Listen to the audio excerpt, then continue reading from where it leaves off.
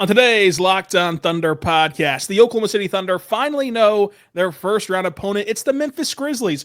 What are the biggest storylines and the keys to the series ahead of Sunday's Game 1?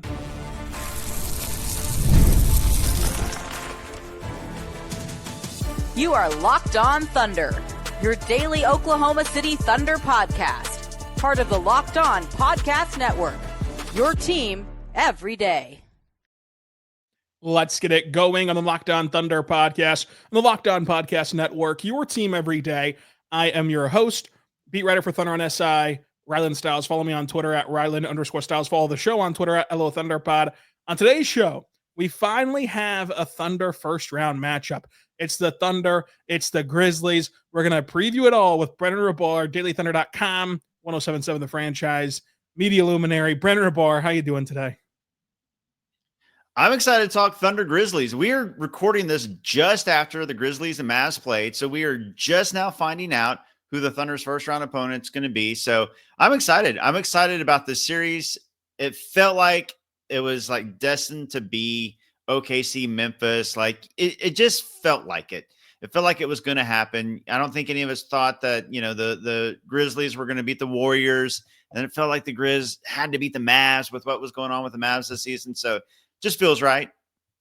Yeah, this was the matchup. This was the matchup that should have been had the regular season ended the old-fashioned way on Sunday, and it's the matchup that you got just kind of a more stretched out version. Brandon, the play-in tournament, it was a lopsided affair whenever you saw these teams get together. But the Mavericks, whenever they beat the Kings, kind of made people feel more, scintillated, if you will, about Dallas and their chances here in this Friday game. But ultimately, it was the Grizzlies who got a big win. Initial reaction to the series from this standpoint of storylines. Obviously, game one will lead off the day on Sunday. It'll be the ABC noon game. It has the John Morant SGA storyline. Like, there's some interesting things for a series that ultimately, not to spoil our predictions, we think will end pretty quick. Yeah, it's fun because to me, it's like a throwback to, the first era of the Thunder. There were some great OKC versus Memphis series, like the grit and grind, the Gasol, Zebo, and like those were tough series. Tony Allen used to, not clamp KD, but he used to give issues to KD. Like those were some fun series. So I kind of like thought back to that immediately. And like when Zach Randolph punched Steven Adams in the face and he just kind of like nonchalantly, so I go back to there, but this particular series, SGA and Ja, like that's cinema right there. Like I think that just that matchup, two lead guards, two superstars, I think that's going to be a lot of fun. But then you have the size with Jaren Jackson Jr. and Zach Edey, but then with Chet and with Hartenstein. Then you got Desmond Bane as a secondary scorer, and you got J-Dub with the Thunder. So, I mean, there's the stars, and there's what really, really separates these teams is Shai is just so much better than Ja at this point. Like, Ja is great. And I think that J-Dub is better than Bane, and I think that Chet is better than, Edey or Jaren Jackson Jr., and then Hartenstein is better than Edey, and then all the role players like, Dort, Caruso, Wallace, Joe, Wiggins, like going down the line. Like if you're like, okay, which team do you like more here or there? I just think that you like the Thunder in every one of those matchups, and that's why the Thunder beat them 4-0 in the season series. Yeah, the last time Memphis was able to beat the Thunder was back in 2022. So like a lot has changed about these teams, but the Thunder have had the clear edge over Memphis. And this year they've had lopsided wins 4 times in a row against this Memphis team, a Memphis team who's had to go through some turmoil that obviously led to their coach being fired. The inexperience on the sidelines is a big deal. It wasn't a big deal tonight because you were able to just curb stomp Dallas. I mean, they got up by 20 points from the word go against Dallas, and the Mavericks trimmed it to 9 and then eventually got blown back out. So it didn't come to roost in this game, but you saw Tuesday what that inexperience did down the stretch of a tight game that you could have won on the road in Golden State, and you couldn't even inbound the ball. So I think that that's a big storyline. I think that the matchup itself is interesting from a Thunder standpoint because it is similar looks to what you're going to see in future playoff rounds. It's kind of like a scout team for future playoff rounds. Whereas Dallas, they would have packed the paint. They would have forced your role players to shoot a ton. And from that standpoint, you got good experience. But no other team is trotting out the size and the just wacky rotations that Dallas is forced into. But this, where you have to lock down Ja, you have to lock down Desmond Bane, you've got to handle an interesting framework of Jaren Jackson Jr., who was incredible tonight, but can also go quiet like he did on Tuesday against Golden State. And then you have Zach Edey in the middle, who can wreak havoc on the glass, but you should be able to exploit him a bit in this series. So from that standpoint of being able to get the looks that you're going to see more often in the playoff run, I think is interesting. But yeah, I mean, the Thunder should win this series in 5 games or less, either a sweep or win it in 5. I think it's very hard to sweep. I don't think that the Thunder will end up sweeping Memphis, because I think that you saw tonight what that crowd is, what that home court environment is, and who these players are. I mean, for as good as the Thunder are, and they went 4-0 in the regular season, but this is a whole new ball game. Like, Jaren's going to have a game, Ja's going to have a game, Dez is going to have a game, and they're going to be able to win once. And that's not an issue to me. I think that the Thunder will take care of business in 5 games, even after with the game that you saw tonight from the Grizzlies. The encouraging thing for Memphis, Ja Morant looked awesome tonight.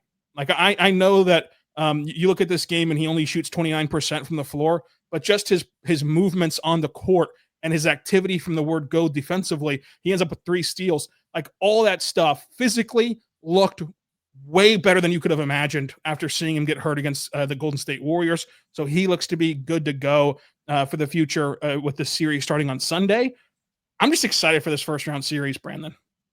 Yeah, I'm excited for it. I think it's a really fun matchup. And, you know, the Grizzlies were the 2 or 3 seed for the first half of the season for a reason. I mean, they're a talented team.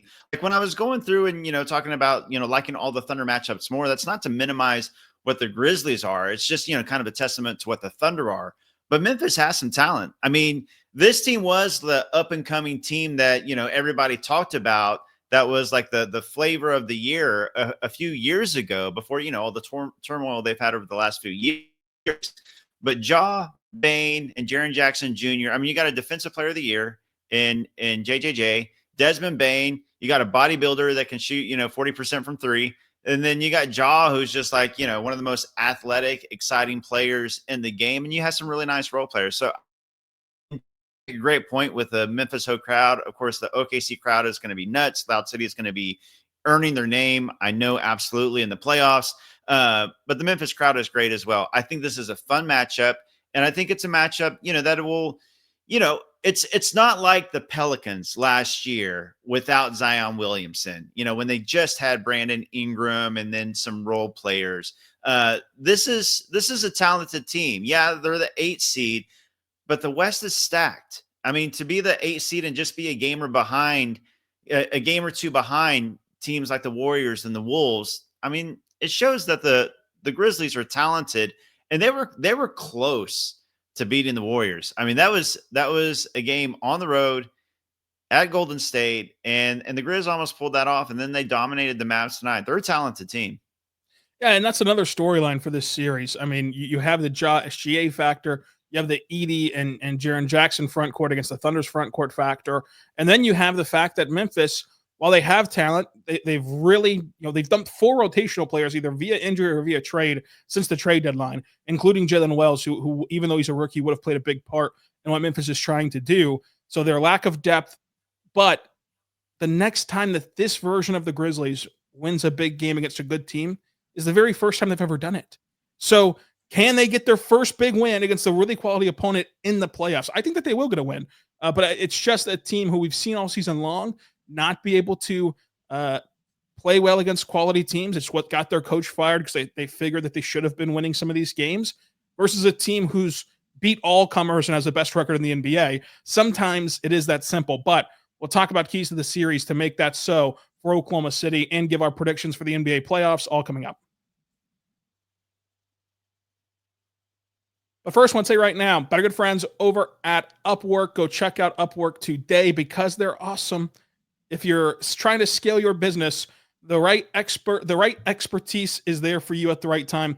with Upwork. You can find the specialized freelancers in marketing, development, design, and more. Experts ready to help you take your business to the next level. Upwork is giving your business flexibility by connecting them to top freelance talent across the multiple industries, including IT, AI, web design, and marketing. Whether you need extra hands on your project or long-term partners, Upwork can make it simple to and affordable to get some help on your projects and in your business. It's cost-effective growth. Instead of hiring full-time, Upwork finds you affordable top-tier freelancers to scale your business efficiently. Go to upwork.com right now and post your job for free. That's Upwork, upwork.com, upwork.com, to connect with top talent and grow your business today. We're back on the Lockdown Thunder podcast on the Lockdown Podcast Network, your teams every day. Joining us today is Brandon Rahbar from dailythunder.com. Brandon, what's some of the keys to this series for you? I think that you will look down this roster, and we kind of already did that a little bit, but let's hone in on some of them. What do you think the Thunder have to do to make these predictions of Thunder in 4, Thunder in 5 correct? So the Thunder do a great job of kind of taking, I don't want to say taking away, but at least slowing down other teams, number one option. We've seen it all season long. The Thunder have Lou Dort, Alex Caruso, Cason, Wallace. And so I think slowing down Ja, and Ja has been, very up and down this season as far as his efficiency and his scoring goes. So I think minimizing Ja, and then also minimizing, Desmond Bane as the secondary scorer. Like, Bane can get hot. Like, he almost single-handedly beat the Warriors and push the Warriors down to possibly the 8 seed into this matchup because he can really get hot. So I think just kind of minimizing those two guys. You talked about the depth. They really do have some issues with depth once you get past, obviously Ja and Bane and Jaren Jackson Jr. and Zach Edey. So I think if you take away the top scoring options, at least slow them down like the Thunder are known to do, that's a big key. You also mentioned being able to take advantage of Zach Edey. He's 7'4". He can cause some teams like the Warriors issues with that size, with that rebounding, with scoring at the rim. I think the Thunder are very well equipped to take on that assignment, to take on Zach Edey. You can both offensively and defensively, like having Chet. If Chet is the lone big out there, forcing the Grizzlies defensively to make choices, like what are you going to do with Zach Edey? But Chet's out at the perimeter, and then the other big on the floor is J-Dub. So making them make choices there. And then as great of a post defender as he can be, like forcing him to make decisions as far as like guarding on the perimeter. I think that they can take advantage of them both ways. And then, I think that the Thunder's defense, I just don't know how the Grizzlies are going to get enough offense outside of their big guys.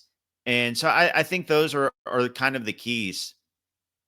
Yeah, I would say so. I think that when you look at it, the Thunder have to just play to their standard defensively. And for 97% of the season, they've played to an elite standard, and we know that that's their identity. We know what they're capable of, and they've got to be held to that standard against Memphis, and they have to be able to execute that in every game of the series, and it will be a short series if they can do that, if they can limit the scoring from Ja and from Desmond, if they can cause turnovers, and if they can be crisp in their rotations, then Memphis will not have a shot. That's like first and foremost. Number two, I think the Thunder have to make their threes. Like if you make your threes, then you can just bury this team. Now, luckily for the Thunder, they don't have to make their threes to win the series. But if you want to dominate this series, if you want to pull away in this series, both on the scoreboard and in the game length columns, then you need to make your threes at a high clip, and you're going to be able to have these shots funneled to Lou Dort, funneled to Cason Wallace, funneled to Isaiah Joe. They've got to come through. And then the Zach Edey point at number 3, the front court versus front court. You saw it against Golden State, who doesn't even have a big. Sure, Zach Edey had a monster rebounding game because he's the only big on their team who can rebound. Jaren Jackson Jr. shies away on the glass, and it's just an Edey party. But what happens once he gets those rebounds?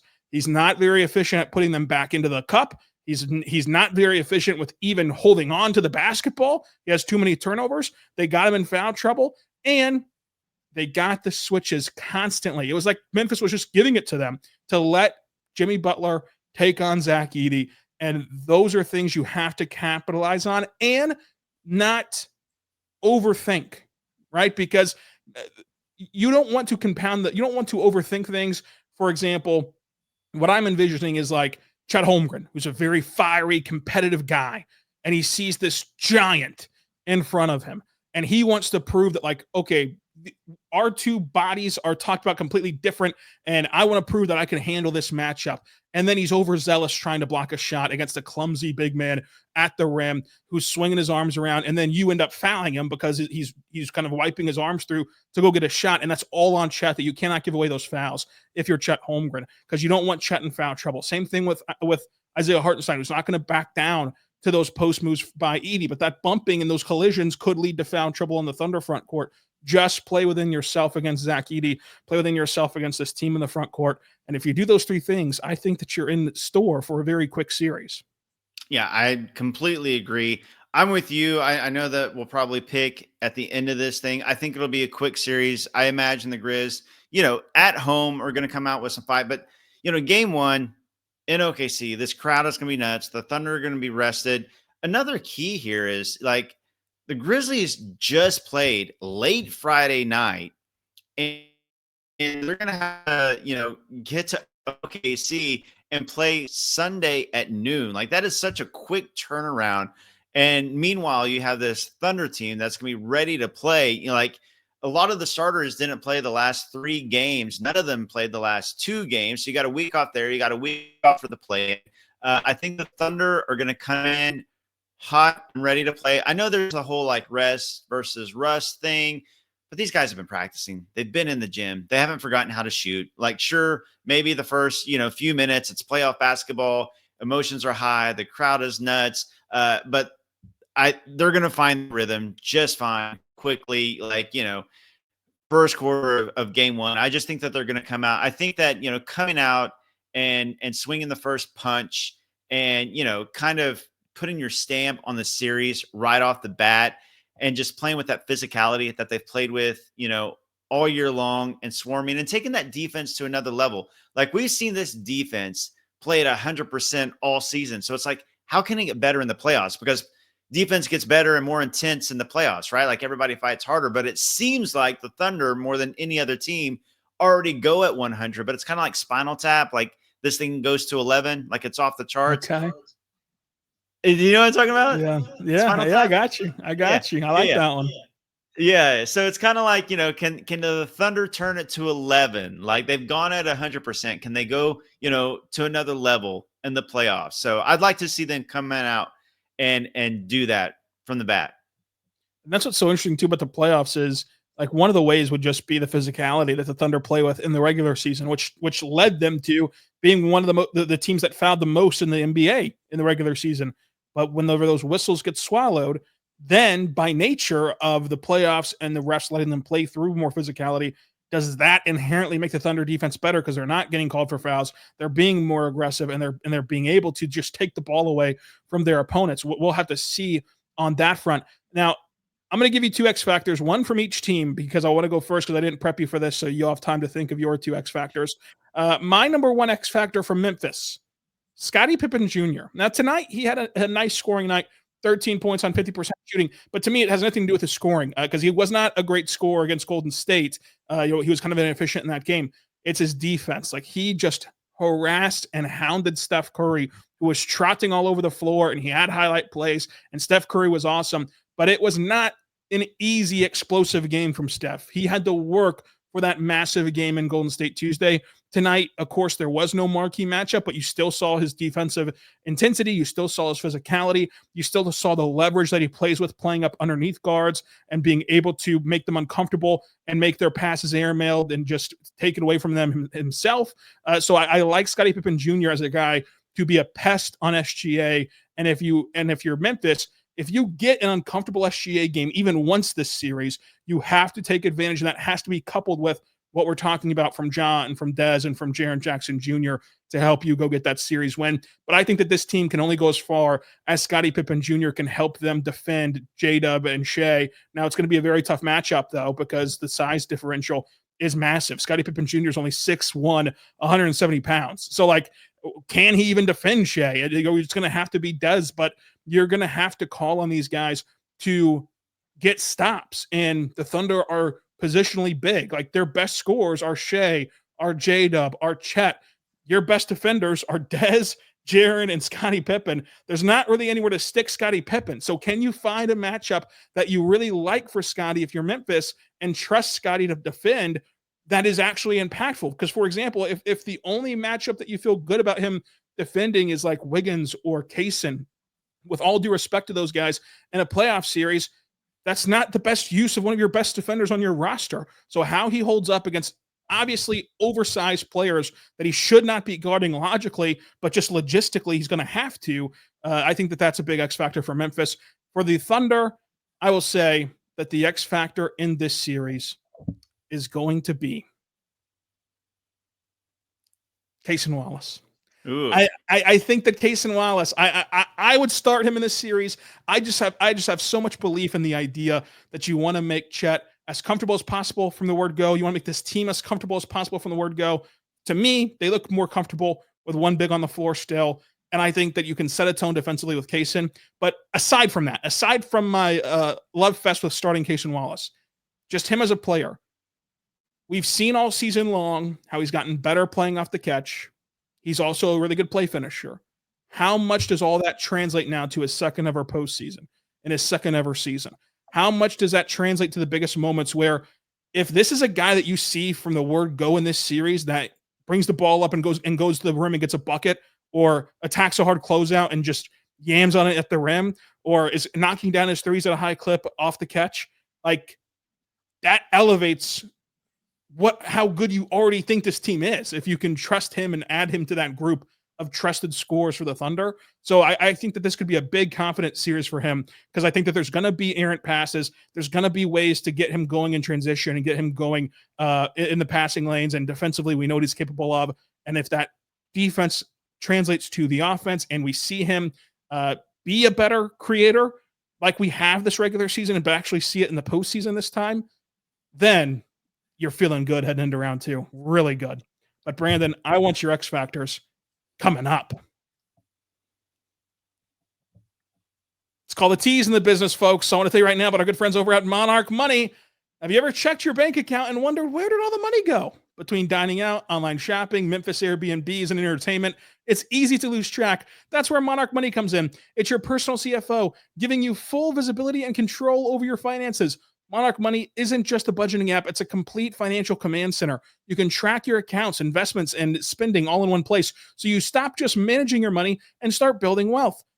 Check it out today, because I love the all-in-one inclusive app. Instead of juggling multiple apps, you can use Monarch Money to check all of that, your finances, your spending, and your long-term goals, all in one app. Take control of your finances with Monarch Money. Use code LOCKEDONNBA at monarchmoney.com for 50% off your first year. That's monarchmoney.com, code LOCKEDONNBA for half off your first year at Monarch Money. We're back on the Lockdown Thunder podcast and the Lockdown Podcast Network, your teams every day, joined by Brandon Rahbar, dailythunder.com. Brandon, your X factors, one from Oklahoma City, one from Memphis. Who are they?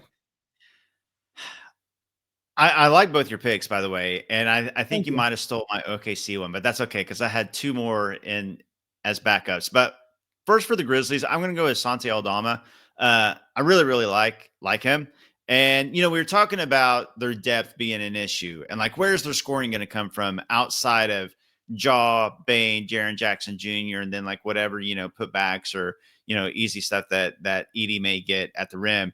And I look at Santi. I really like him. I think he's to me, like I'm looking at their bench, I'm looking at their depth and saying like who could be a guy that could possibly go off that you got to watch for. Like he's a big, but he doesn't play like a big. Like he's got nice touch. He can shoot. He can score. So I like Santi for the Grizzlies X factor. And then with the Thunder, there's so many you can choose from. That's the thing with having this deep team. I really like the Cason pick. You stole him, but that's okay. I'm going to go with Alex Caruso. This is what the Thunder got Alex Caruso for, was for this time of the year, was for the playoffs. And that's why they were so cautious with Caruso, with any sort of like, you know, injuries, little bumps and bruises that came up throughout the season. And you're wondering why he was sitting. It was for this time of the year. They want to make sure that Caruso was 100% healthy for the playoffs, because we've seen he's the one player on the Thunder who has championship experience, who's won a title, and he played a real role on that Lakers team. And he's going to play a real role on this Thunder team. Like swapping Giddey out for Caruso. So now you have at least 20 minutes of elite perimeter defense in addition to Dort and Wallace and Dub and Shai and all those guys. But also somebody who can come in and hit threes. He's not going to be afraid of the moment. The moment's not going to be too big. He's been there. He's done that. I think that Alex Caruso was built for the playoffs. That's why the Thunder went out and traded for him. That's why they gave him this contract to extend him to be in OKC long-term with the year. I like it. I really like it. I think that for this team to, if you ask me the question phrased as who has to be the X factor for the entire length of the postseason, he would be my number one pick. So we're on the same wavelength there because this is why you do it. This is why you go do the trade. This is where you need him to look in the second half of the season, post All-Star break. I know it's not mathematically the second half of the season, you nerds, but still what's considered the second half of the season. He shot 40% from the 3-point line. And we know what he did defensively. So it's like if you get that version of Caruso, which has been by and large the version of him in the NBA from Caruso, again, this team, I say, the sky's the limit for what they can accomplish in the NBA playoffs. And Brandon, let's start with this Memphis prediction. Now that we know the matchup officially, now that we know the time slots of the games and the days off between the series, and we know every detail now. What's your prediction? Round 1, Thunder Grizz. I got Thunder in 5. If I was going to say if it was the Mavs, I would have had the Thunder sweeping the Mavs 4-0. The Grizzlies, I think they'll take one probably in Memphis, and the Thunder end up winning in 5, 4-1. Yeah, I too have Thunder in 5 against the Memphis Grizzlies, which sets up beautifully for this bracket because then you get the days off. What I imagine we're both going to pick a long series in Denver and Clippers. Then you have the longer rest between round 1 and round 2 to couple with your rest before round 1. Now let's move on to that Denver Clippers game. Where you land on that prediction, Brandon? I know it's not just me saying this, so this is not by any means an original take, but I am fascinated by the series. I would not be surprised whatsoever by any results in this, and I think it is a true coin flip. I am actually leaning towards the Clippers just because I believe in their defense, and they've got 4 guys. I mean, between Kawhi, the way he's playing right now, and then James Harden, Norman Powell, and Zubac, I think, and then you surround him with some really nice defensive players like Chris Dunn and Derek Jones Jr. Jokic is going to be Jokic. He's going to put up big numbers, but I don't trust that defense from the Nuggets. I think that the Clippers will be able to score much easier on the Nuggets than the Nuggets will be able to score on the Clippers. So I'm leaning slightly towards the Clippers. Yeah, I also think that this is a coin flip series. I think that it can go either way. To me, I side in that case with home court advantage and the best player in the world in Nikola Jokic. So I'll go Nuggets in 7. But if you swore to me that the Clippers stayed fully healthy the entire playoff series and you didn't have to worry about it, you didn't even have to think about it, then it would tilt the scales a bit toward the Clippers. I just have a lot of respect for this Clippers team, but being around the rodeo a ton, Brandon, typically the best player gets it done. Home court advantage gets it done. They're the best player in the series. They have home court advantage. They're going to win, I think, in 7. Lakers, Timberwolves, my personal favorite series on the board because I just cannot wait to see Redick and Finch go at it with chess matches and chess moves on the board for this 7-game series, in my opinion. I think that you look at the Lakers' lack of front court depth and you look at the size of Minnesota.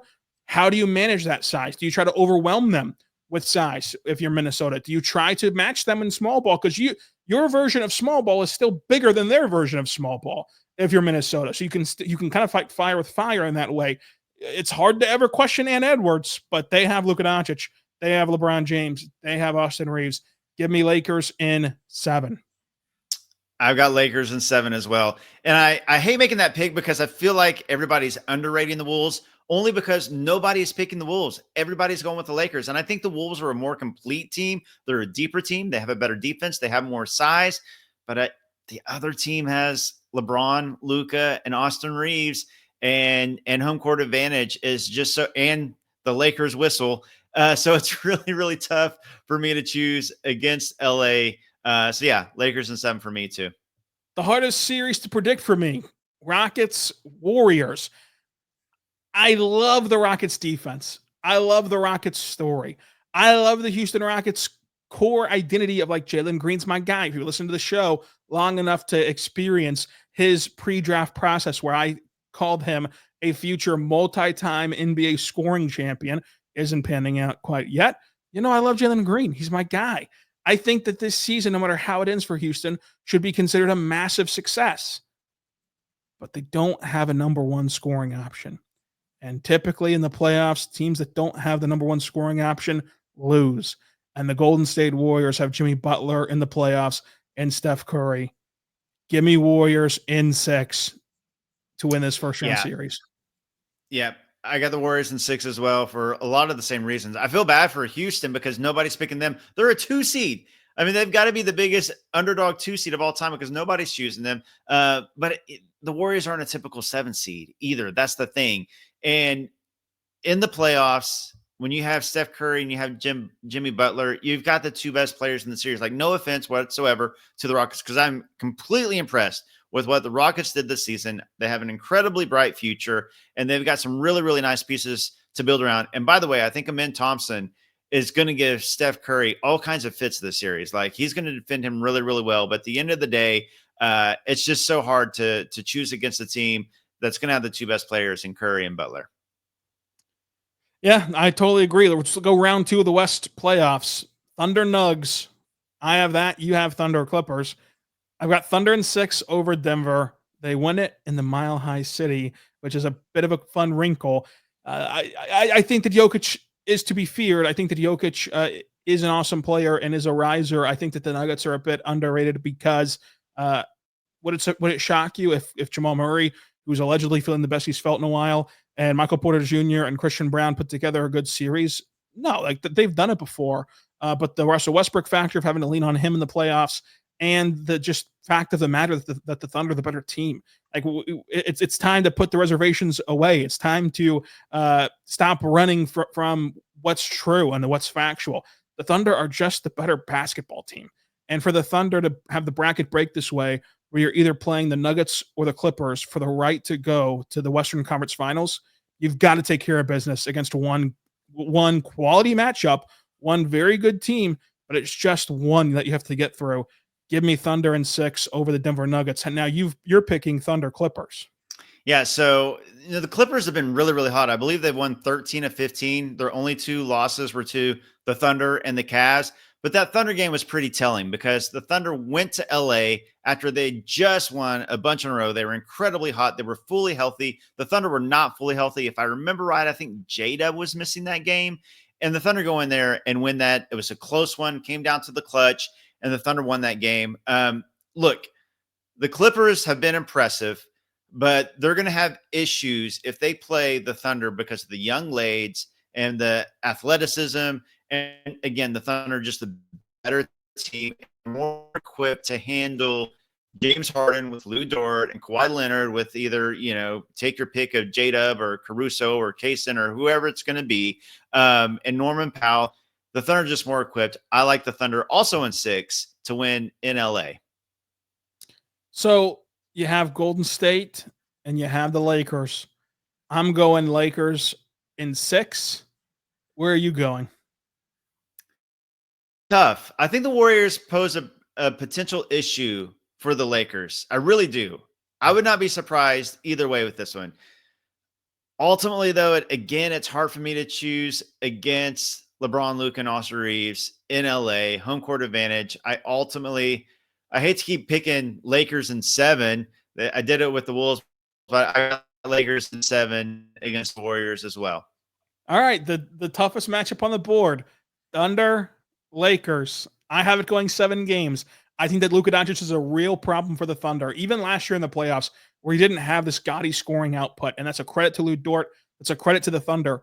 He still killed them with his ability to make these magical passes and elevate his teammates. And the teammates that he's elevating this year, Dorian Finney-Smith, Gabe Vincent, they've done it before. Like they've done it. They've hit big shots. They've been in big moments. They've been on this stage before. and they have Rui Hachimura, they have Austin Reeves, they have a LeBron James. Like, this is a great team. The Thunder are a great team. This is going to be a great matchup. But the Thunder have the league MVP. They have home court advantage. Thunder in 7. Yeah, if this were to happen, I mean, this is going to be an incredible series if it happens. The star power and these two teams, I think that everybody probably, again, respect to the Rockets for being the number 2 seed. They earned it. They're a great team. But I think that, most people are probably leaning towards Thunder Lakers in the Western Conference Finals. I would also choose the Thunder. It's hard for me to go between 6 and 7. I ultimately probably would go 7, that they'll win it in OKC and not in LA. I do think like the free throw disparity is going to be a big key in this, because the Thunder throughout the season have the 4th worst, or I'm sorry, they have the 2nd worst free throw disparity in the league. And the Lakers have ruled the free throw disparity standings for years upon years. And now you add Luka. I'm not pre-complaining about refs or officials. That's not what I'm doing. I'm just saying that I think it will be one of the keys in this series, and something that's talked about a lot, and that's something the Thunder will have to watch and game plan for. Ultimately, same reason you chose. Thunder are the better overall team, and they have Shai Gilgeous-Alexander. Then let's speed run to the East. Just who gets to the finals? Since the Thunder are in the finals, who from the East gets to the finals? I mean, it sounds so lame to go Celtics Cavs and just go chalk here. It's hard for me to go for anybody else besides Celtics and Cavs. Like, I don't believe in the Knicks to make it. The Bucks could. But yeah, I got to go Celtics Cavs. Yeah, I've got Celtics in Cavs. I got Celtics beating the Cavs, and I've got the Celtics beating the Thunder in 6 in Boston. Celtics back-to-back champs. Thunder, heck of a season to go to the NBA Finals for the first time since 2012, and you feel really good about what they're building. Are you going to make me choose this? I remember. Yes. Okay. I actually watched Joe was on Locked On, and I watched it, and I saw that he got out of it. I can't take the Joe route. No, you can't do the Joe route. I mean, Joe is just, you don't want to, let's just be honest. You don't want to be Joe. I mean, nobody wants to be a Joey. We want to be a Brandon.